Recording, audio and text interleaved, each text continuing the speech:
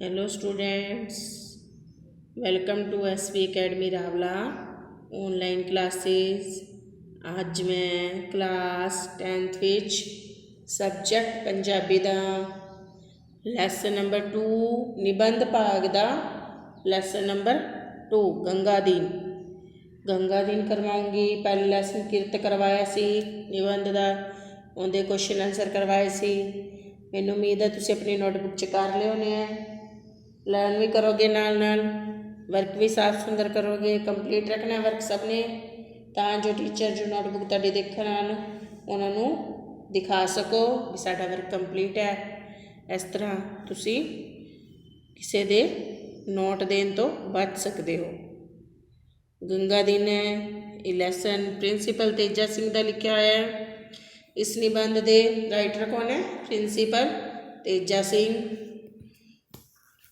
वो इस कहानी विच गंगा दीन बारे दसते हैं। गंगा दीन कौन हुंदा है? एक बूट बनाने वाला कारीगर। बूट बनाने वाला कारीगर हुंदा है। वो ज़्यादा दिखावा नहीं करता, वो छोटी जी दुकान विच काम चलांदा है ते वधिया किस्म का चमड़ा लगा के कई दिन लगा के बूट बना के दिंदा है। उसके बूट जो होंगे बहुत हंडनसार होंगे हैं। उसके बूट है जो बनाए बूट है वो 2-3 साल तक टुटते नहीं, खराब भी नहीं होंगे। तो वह मेचा जो है एक एक उंगल नूं माप के चंगी तरह पैर का नाप लैंदा है, दोनों पैरों का अलग अलग नाप लैंदा है तो वधिया बूट बना के दिंदा है। पर पैसे की कमी कारण उसका काम वधिया नहीं उसका काम तो वधिया है पर वह ज़्यादा मेहनत करता है। मेहनत ज़्यादा करने के कारण, टाइम ज़्यादा लगाने के कारण वह बूट घट बना पाता है, जिस कारण उसनों बचत घट होंदी है तो वह भुखा ही मर जाता है। 2 भरा होंगे गंगा दीन ते उसके भरा दोनों बूट बनाने का काम करते हैं। हम आप लैसन पढ़ांगे गंगा दीन। बहुत ही इंटरस्टिंग लैसन है, ध्यान नाल पढ़ना है और समझना है इसनूं। गंगा दीन मैं उसनूं निक्किया हुंदियां ही तो जानदा हाँ सां। लेखक कह रहा भी मैं क्योंकि वह मेरे भाईए होरां जोगे बूट बनाउंदा हुंदा सी। वो अमृतसर विच शेर सिंह दे कटड़े विच एक दुकान विच काम करदा रहिंदा हुंदा सी। यह हट्टी 2 हट्टियां नूं मिला के इक्को बनी हुई सी। हुण तां यह बाजार बड़ा उजाड़ जिहा है ते घट वध ही कोई इधरों लंघदा है, पर कदे उत्थे बड़ी रौनक हुंदी सी। यह अनोखी तरह का दुकानदार सी। इसकी हट्टी उत्ते इसकी हट्टी यानी दुकान ते कोई वड्डा सारा साइन बोर्ड नहीं सी लग्या होया, ना वो किसी का चीफ एजेंट सी, ना उसने किते यह लिखा होया सी कि उसके बनाए बूट सरकार खरीदती है, ना ही कोई शीशियां वाली अलमारियां रख के उसने उन्हां विच रंग बिरंगे बूट सजाए हुए सन, ना भांत भांत के डब्बे दिसते सन। हट्टी लभण वालियां दी अगवाई लई उत्थे इक्को ही निशानी सी। उसने एक गत्ते उत्ते आप ही अपना नाम लिख के की लिखिया सी, उसका नाम की सी? गंगा दीन लिख के धागे नाल बूहे ते लटका छड्डिया सी।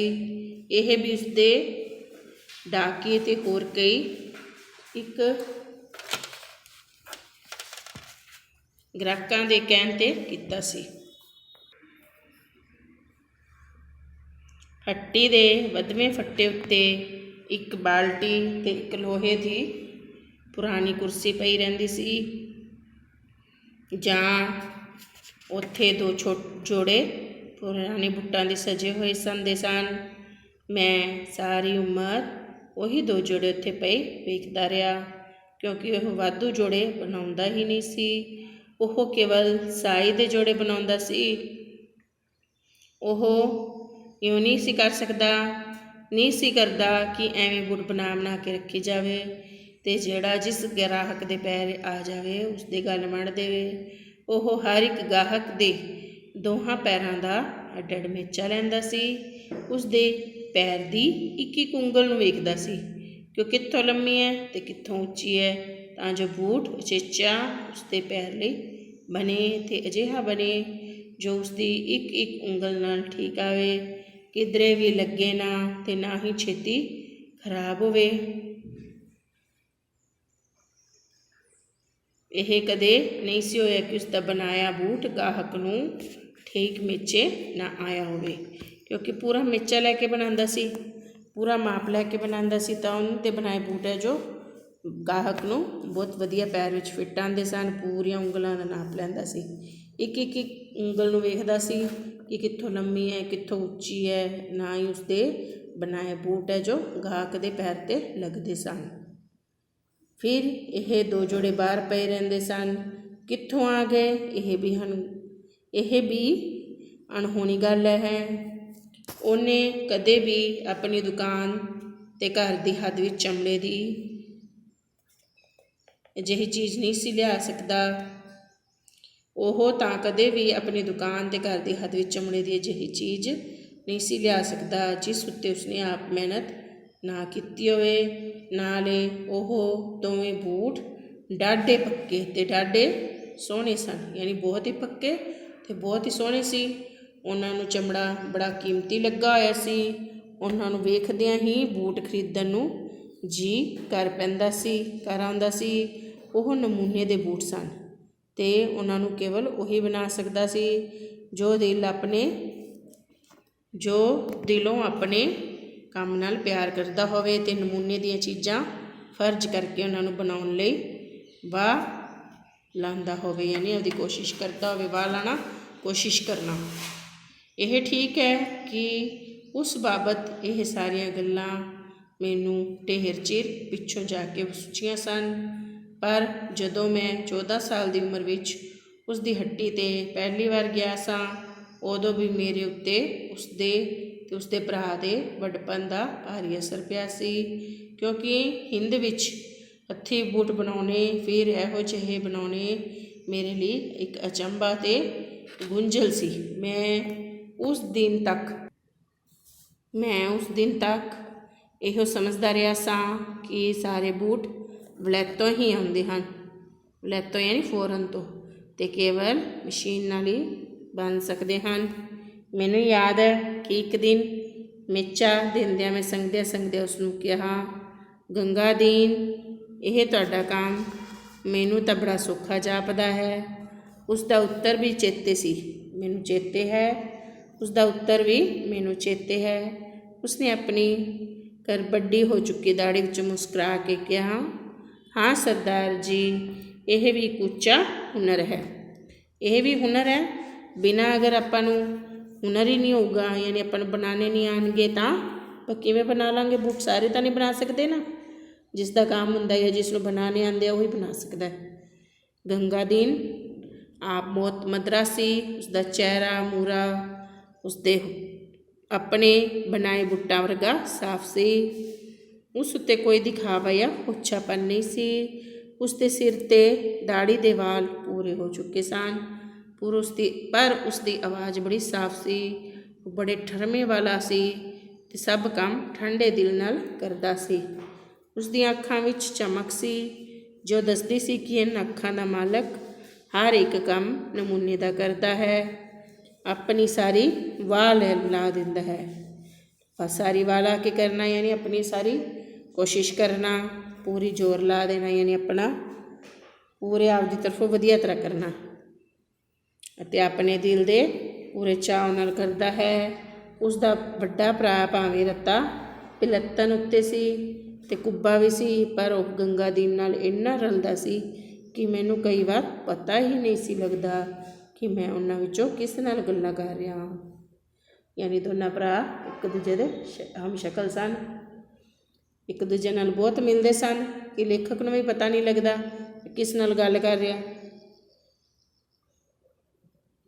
फिर भी एक निशानी मैनूं लभी हुई सी, जे तां मेरे नाल गल्लां करन वाला कहंदा कि मैं भरा नूं पुछांगा तां मैं समझ लैंदा कि यह वड्डा भरा है। जे ओह यह ना कहंदा तां गंगा दीन हुंदा। जो कहंदा ना मैं अपने भरा नूं पुछांगा इदां हो सकदा है कि नहीं, उदा हो सकता है कि नहीं, तो वह समझ जाता सी लेखक कि यह गंगा दीन नहीं है, उसका भरा है। जो ना इदा कहता तो फिर ਲੇਖਕ ਸਮਝ ਜਾਂਦਾ ਕਿ ਗੰਗਾਦੀਨ ਖੁਦ ਹੀ ਹੈ। ਲੋਕੀ ਵੱਡੀਆਂ ਦੁਕਾਨਾਂ ਉੱਤੇ ਬਿੱਲ ਚੋਖਾ ਚਿਰ ਰੋਕ ਛੱਡਦੇ ਸਨ, ਪਰ ਗੰਗਾਦੀਨ ਦਾ ਬਿੱਲ ਕੋਈ ਨਹੀਂ ਸੀ ਰੋਕਦਾ। ਸਭ ਨੂੰ ਪਤਾ ਹੁੰਦਾ ਸੀ ਕਿ ਇਸ ਵਿਚਾਰੇ ਦਾ ਇੰਨਾ ਪਾਣਾ ਨਹੀਂ, ਇਹਦੀ ਪਹੁੰਚ ਨਹੀਂ। ਉਹ ਤਾਂ ਇੱਕ ਮਿਹਨਤੀ ਸੀ ਜੋ ਰੋਜ਼ ਮਜ਼ਦੂਰੀ ਕਰਕੇ ਰੋਟੀ ਖਾਂਦਾ ਸੀ। ਜੇ ਉਸਦੇ ਅਗਲੇ ਪੈਸੇ ਦੇਣੇ ਹੋਣ ਤਾਂ ਉਸ ਕੋਲ ਜਾਂਦਿਆਂ ਹੀ ਸ਼ਰਮ ਆਉਂਦੀ ਸੀ। ਉਸ ਦਾ ਗਾਹਕ ਵਰੇ ਛਿਮਾਈ ਉਸ ਵੱਲ ਫੇਰਾ ਪਾਉਂਦਾ ਸੀ, ਕਿਉਂਕਿ ਉਸਦੇ ਬਣਾਏ ਬੂਟ ਥੋੜ੍ਹੇ ਕਿਤੇ ਟੁੱਟਦੇ ਨਹੀਂ ਸਨ, ਜਲਦੀ ਟੁੱਟਦੇ ਨਹੀਂ ਸੀ, ਤਾਂ ਜੋ ਗ੍ਰਾਹਕ ਹੈ ਵਾਹਵਾ ਟਾਈਮ ਬਾਅਦ ਗੇੜਾ ਮਾਰਦਾ ਸੀ ਉਹਦੇ ਕੋਲ। ਉਸ ਦੀ ਦੁਕਾਨ ਉੱਤੇ ਹੋਰਨਾਂ ਦੁਕਾਨਾਂ ਵਾਂਗੂ ਕਾਹਲੀ ਵਿੱਚ ਨਹੀਂ ਸੀ ਚਾਹੀਦਾ, ਸਗੋਂ ਉੱਥੇ ਤਾਂ ਉਨੀ ਠੰਡੇ ਦਿਲ ਨਾਲ ਜਾਈਦਾ ਸੀ ਜਿੰਨੇ ਨਾਲ ਧਾਰਮਿਕ ਮੰਦਰ ਵਿੱਚ। ਬਹੁਤ ਕਰਕੇ ਦੁਕਾਨ ਖਾਲੀ ਪਈ ਰਹਿੰਦੀ ਸੀ ਅਤੇ ਉੱਥੇ ਲੋਹੇ ਦੀ ਕੁਰਸੀ ਉੱਤੇ ਗਾਹਕ ਜਾ ਕੇ ਕੁਝ ਪਲ ਬੈਠਾ ਰਹਿੰਦਾ ਸੀ। ਉੱਚਰ ਨੂੰ ਛੱਤ ਉੱਤੋਂ ਜਾਂ ਦੁਕਾਨ ਦੇ ਦੂਜੇ ਸਿਰੇ ਤੋਂ ਬੜੇ ਭਾਰੀ ਸਲਿੱਪਰਾਂ ਦੀ ਆਵਾਜ਼ ਸੁਣੀਂਦੀ ਸੀ ਅਤੇ ਗੰਗਾਦੀਨ ਜਾਂ ਉਸ ਦਾ ਭਰਾ ਗਾਹਕ ਦੇ ਸਾਹਮਣੇ ਆ ਪੁੱਜਦਾ ਸੀ। ਉਹ ਰੱਤਾ ਖੁੱਡਾ ਹੋ ਕੇ ਗਾਹਕ ਨੂੰ ਪੁੱਛਦਾ, ਆਓ ਜੀ। ਉਸਦੇ ਚਿਹਰੇ 'ਤੇ ਇਉਂ ਜਾਪਦਾ ਸੀ ਜਿਵੇਂ ਬੂਟਾਂ ਦੇ ਕਿਸੇ ਸੁਪਨੇ ਵਿੱਚੋਂ ਜਾਗਿਆ ਹੁੰਦਾ ਹੈ। ਉਸ ਵੇਲੇ ਮੈਂ ਉਸਨੂੰ ਕਹਿੰਦਾ ਸਾਂ, ਸੁਣਾਓ ਗੰਗਾਦੀਨ, ਕੀ ਹਾਲ ਹੈ? ਮੈਨੂੰ ਇੱਕ ਕਾਲਾ ਬੂਟ ਚਾਹੀਦਾ ਹੈ। ਉਹ ਬਿਨਾਂ ਕੁਝ ਬੋਲਣ ਦੇ ਮੇਰੇ ਕੋਲੋਂ ਚਲਾ ਜਾਂਦਾ ਸੀ ਅਤੇ ਦੁਕਾਨ ਦੇ ਉਸੇ ਸਿਰੇ 'ਤੇ ਜਾ ਪੁੱਜਦਾ ਸੀ ਜਿੱਥੋਂ ਉਹ ਆਇਆ ਹੁੰਦਾ ਸੀ। ਉਸ ਕੁਰਸੀ 'ਤੇ ਬੈਠਾ ਰਸਤੇ ਦੀ ਬੋ ਮੈਂ ਸੁੰਘਦਾ ਰਹਿੰਦਾ ਸਾਂ। ਜਲਦੀ ਹੀ ਉਹ ਚਮੜੇ ਦਾ ਇੱਕ ਟੋਟਾ ਹੱਥ ਵਿੱਚ ਫੜੀ ਆ ਜਾਂਦਾ ਸੀ ਅਤੇ ਕਹਿੰਦਾ ਸੀ, ਦੇਖੋ ਜੀ, ਇਹ ਕਿੱਡਾ ਸੋਹਣਾ ਟੋਟਾ ਹੈ।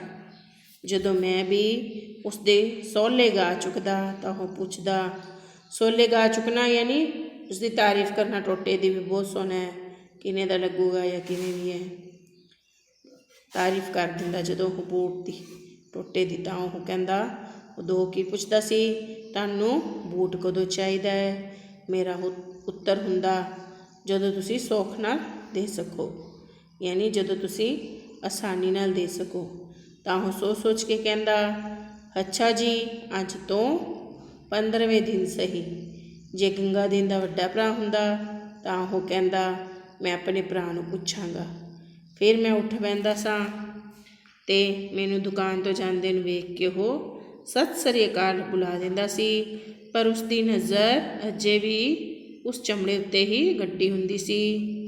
ਜੇ ਭਲਾ ਕੋਈ ਨਵੀਂ ਕਿਸਮ ਦਾ ਬੂਟ ਬਣਾਉਣਾ ਹੁੰਦਾ ਜਿਸ ਦੇ ਨਾਲ ਦਾ ਉਸਨੇ ਕਦੇ ਮੇਰੇ ਲਈ ਨਾ ਬਣਾਇਆ ਹੋਇਆ ਹੋਵੇ ਤਾਂ ਮੇਰੇ ਪੈਰੋਂ ਬੂਟ ਲਵਾ ਲੈਂਦਾ ਅਤੇ ਮੇਰੇ ਪੈਰ ਤੇ ਬੂਟ ਨੂੰ ਡਾਢੇ ਪਿਆਰ ਅਤੇ ਰੀਝ ਨਾਲ ਦੇਖਦਾ। ਉਸ ਦੀ ਤੱਕਣੀ 'ਤੇ ਇਉਂ ਜਾਪਦਾ ਸੀ ਜਿਵੇਂ ਉਹ ਪਹਿਲਾਂ ਬੂਟ ਬਣਾਉਣ ਵਾਲੇ ਕਾਰੀਗਰ ਦੇ ਚਿੱਤ ਤੱਕ ਪੁੱਜਣ ਦੀ ਕੋਸ਼ਿਸ਼ ਕਰ ਰਿਹਾ ਹੈ। ਜੇ ਉਸਨੂੰ ਉਸ ਵਿੱਚ ਕੋਈ ਨੁਕਸ ਦਿਸਦਾ ਤਾਂ ਉਸਦਾ ਚਿਹਰਾ ਬਦਲ ਜਾਂਦਾ ਅਤੇ ਇਹੋ ਜਾਪਦਾ ਕਿ ਉਹ ਕਾਰੀਗਰ ਨੂੰ ਲਾਹਨਤਾਂ ਪਾ ਰਿਹਾ ਹੈ ਜੋ ਉਸਨੇ ਕਿਉਂ ਏਡੇ ਚੰਗੇ ਕੰਮ ਨੂੰ ਇਸ ਬੇਪਰਵਾਹੀ ਨਾਲ ਕੀਤਾ ਹੈ। ਫਿਰ ਉਹ ਮੇਰੇ ਪੈਰ ਨੂੰ ਇੱਕ ਕਾਗਜ਼ ਉੱਤੇ ਰੱਖਦਾ ਅਤੇ 2-3 ਵਾਰੀ ਉਸਦੇ ਦੁਆਲੇ ਲੀਕ ਪਾਉਂਦਾ। ਫਿਰ ਉਹ ਮੇਰੀਆਂ ਉਂਗਲਾਂ ਨੂੰ ਟੋਹਦਾ ਅਤੇ ਉਹ ਮੇਰੇ ਪੈਰਾਂ ਦੀਆਂ ਉਂਗਲਾਂ ਦੀਆਂ ਲੋੜਾਂ ਨੂੰ ਜਾਂਚਦਾ ਸੀ। ਪਹਿਲਾਂ ਚੰਗੀ ਤਰ੍ਹਾਂ ਮਾਪ ਲੈਂਦਾ ਸੀ। ਉਹ ਵੇਖਦਾ ਰਹਿੰਦਾ ਅਤੇ ਫਿਰ ਇੱਕ ਕਾਗਜ਼ ਉੱਤੇ ਪੈਰ ਰੱਖਦਾ ਅਤੇ 2-3 ਵਾਰੀ ਉਹਦੇ ਆਲੇ ਦੁਆਲੇ ਲੀਕਾਂ ਖਿੱਚ ਦਿੰਦਾ ਸੀ। ਮਾਪ ਲੈ ਲੈਂਦਾ ਸੀ ਪੈਰ ਦਾ। ਪੈਰ ਉਹ ਕਾਗਜ਼ 'ਤੇ ਛਾਪ ਲੈਂਦਾ, ਫਿਰ ਉਸੇ ਨਾਪ ਦਾ ਉਹ ਸ਼ੂਜ਼ ਬਣਾਉਂਦਾ ਸੀ। ਉਸਦੀ ਹੱਟੀ ਦਾ ਇੱਕ ਸਾਕਾ ਮੈਨੂੰ ਕਦੇ ਨਹੀਂ ਭੁੱਲ ਸਕਦਾ। ਮੈਂ ਉਸਦੀ ਹੱਟੀ 'ਤੇ ਗਿਆ ਅਤੇ ਕਿਹਾ, ਗੰਗਾਦੀਨ, ਪਿਛਲਾ ਬੂਟ ਬੜੀ ਛੇਤੀ ਟੁੱਟ ਗਿਆ ਹੈ। ਉਹ ਕੁਝ ਚਿਰ ਚੁੱਪਚਾਪ ਮੇਰੇ ਵੱਲ ਵੇਖਦਾ ਰਿਹਾ, ਜਿਵੇਂ ਕਿਤੇ ਉਹ ਇਸ ਉਡੀਕ ਵਿੱਚ ਹੁੰਦਾ ਹੈ ਕਿ ਮੈਂ ਆਪਣੀ ਕਹੀ ਹੋਈ ਗੱਲ ਵਾਪਿਸ ਲੈ ਲਵਾਂ ਤਾਂ ਜਾਂ ਕੁਝ ਠੀਕ ਕਰਕੇ ਕਹਾਂਗਾ। ਇਉਂ ਜਾਪਦਾ ਕਿ ਐਵੇਂ ਇਸ ਗੱਲ ਨੂੰ ਉਸਨੂੰ ਮੰਨਣ ਵਿੱਚ ਨਹੀਂ ਆਈ। ਅੰਤ ਵਿੱਚ ਉਹ ਕਹਿਣ ਲੱਗਾ, ਇਸ ਨੂੰ ਟੁੱਟਣਾ ਨਹੀਂ ਸੀ ਚਾਹੀਦਾ। ਫਿਰ ਉਹ ਕੀ ਕਹਿੰਦਾ, ਪਰ ਉਹ ਟੁੱਟ ਗਿਆ ਗੰਗਾਦੀਨ, ਤਾਂ ਉਸਨੂੰ ਤੁਸੀਂ ਨਵੇਂ ਨੂੰ ਭਿਉਂ ਲਿਆ ਹੋਣਾ। ਕਹਿੰਦਾ ਮੇਰਾ ਖਿਆਲ ਨਹੀਂ। ਕਿਸ ਨੇ ਕਿਹਾ? ਲੇਖਕ ਨੇ। ਇਹ ਸੁਣਦੇ ਉਸਨੇ ਅੱਖਾਂ ਨੀਵੀਆਂ ਪਾ ਲਈਆਂ ਅਤੇ ਇਉਂ ਜਾਪਦਾ ਸੀ ਜਿਵੇਂ ਉਹ ਬੁੱਟਾਂ ਦੇ ਬਣਾਏ ਹੋਏ ਵੇਲੇ ਨੂੰ ਯਾਦ ਕਰ ਰਿਹਾ ਹੋਵੇ। ਮੈਨੂੰ ਬੜਾ ਹਿਰਖ ਲੱਗਾ ਜੋ ਮੈਂ ਇਹੋ ਜਿਹੀ ਗੱਲ ਉਸਨੂੰ ਆਖ ਬੈਠਾ। ਉਹ ਮੈਨੂੰ ਕਹਿੰਦਾ, ਤੁਸੀਂ ਟੁੱਟਾ ਹੋਇਆ ਬੂਟ ਮੇਰੇ ਵੱਲ ਭੇਜ ਦੇਣਾ, ਖਬਰੇ ਉਹ ਠੀਕ ਹੋ ਸਕੇ। ਇਹ ਸੁਣਦੇ ਹੀ ਮੇਰੇ ਦਿਲ ਵਿੱਚ ਕਈ ਖਿਆਲ ਦੌੜਨ ਲੱਗੇ। ਮੈਂ ਆਪਣੀ ਮਿੱਥਨ ਸ਼ਕਤੀ ਨਾਲ ਇਹ ਸੋਚਦਾ ਰਿਹਾ ਸਾਂ ਕਿ ਉਹ ਕਿਵੇਂ ਉਹਨਾਂ ਬੂਟਾਂ ਉੱਤੇ ਨਵੇਂ ਸਿਰੇ ਮਿਹਨਤ ਕਰੇਗਾ। ਉਹ ਫਿਰ ਹੌਲੀ ਜਿਹੀ ਬੋਲਿਆ, ਕਈ ਬੂਟ ਹੈ ਜੋ ਜਨਮ ਤੋਂ ਹੀ ਭੈੜੇ ਹੁੰਦੇ ਹਨ। ਜੇ ਮੈਂ ਉਹਨਾਂ ਨੂੰ ਠੀਕ ਨਾ ਕਰ ਸਕਿਆ ਤਾਂ ਮੈਂ ਤੁਹਾਡੇ ਪਾਸੋਂ ਉਸਦੇ ਪੈਸੇ ਨਹੀਂ ਲਵਾਂਗਾ। ਇਸ ਤਰ੍ਹਾਂ ਉਹ ਆਪਣੇ ਬੂਟਾਂ ਨੂੰ ਸਹੀ ਕਰਕੇ ਦਿੰਦਾ ਵਾਪਿਸ ਉਸਨੂੰ, ਲੇਖਕ ਨੂੰ, ਅਤੇ ਆਪਣੀ ਗਲਤੀ ਵੀ ਮੰਨਦਾ। ਕਹਿੰਦਾ ਜੇ ਬੂਟ ਸਹੀ ਨਾ ਆਏ ਤਾਂ ਮੈਂ ਤੁਹਾਡੇ ਪੈਸੇ ਨਹੀਂ ਲਊਂਗਾ ਤੁਹਾਡੇ ਤੋਂ। ਕੋਈ ਦੁਕਾਨਦਾਰ ਇਸ ਤਰ੍ਹਾਂ ਕਰਦਾ ਹੈ ਕਿ ਨਹੀਂ ਕਰਦਾ। ਅਗਲੇ ਕਹਿੰਦੇ ਲੈ ਗਏ ਤਾਂ ਲੈ ਗਏ, ਟੁੱਟ ਗਏ ਤਾਂ ਟੁੱਟ ਗਏ, ਅਸੀਂ ਕੀ ਕਰੀਏ, ਸੰਭਾਲ ਕੇ ਰੱਖਣੇ ਸੀ। ਇਸ ਤਰ੍ਹਾਂ ਗੰਗਾਦੀਨ ਬਹੁਤ ਹੀ ਇਮਾਨਦਾਰ ਵਿਅਕਤੀ ਹੁੰਦਾ ਹੈ, ਆਪਣਾ ਕੰਮ ਬਹੁਤ ਹੀ ਸ਼ੌਂਕ ਨਾਲ ਕਰਦਾ ਹੈ। ਇੱਥੋਂ ਤੱਕ ਅੱਜ ਲੈਸਨ ਪੜ੍ਹਾਂਗੇ। ਤੁਸੀਂ ਲੈਸਨ ਨੂੰ ਚੰਗੀ ਤਰ੍ਹਾਂ ਪੜ੍ਹਨਾ ਹੈ, ਇੰਨਾ ਯਾਦ ਵੀ ਪੜ੍ਹ ਕੇ ਦੇਖਣਾ ਸਮਝਣਾ ਹੈ। Thank you students.